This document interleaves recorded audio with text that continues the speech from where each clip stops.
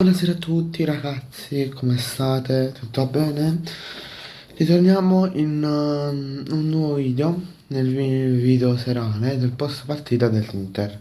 Allora, l'Inter prima di tutto ha vinto contro la Cremonese 4-1, vanno al gol.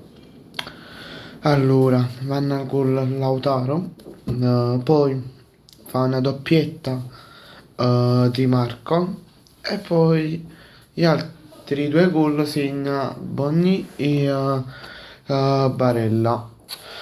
E poi segna della Cremonese Bonazzoli.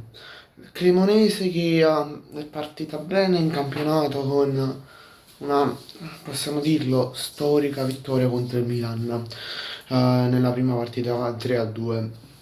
Poi l'Inter è partita, diciamo, bene, ma non benissimo, perché c'è stata la sconfitta contro l'Udinese.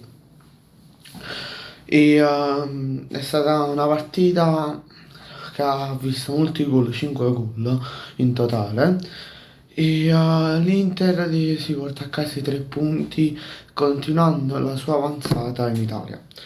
Domani invece ci sarà il Napoli e la Juventus. Bene ragazzi, ciao a tutti, ci vediamo in un prossimo video.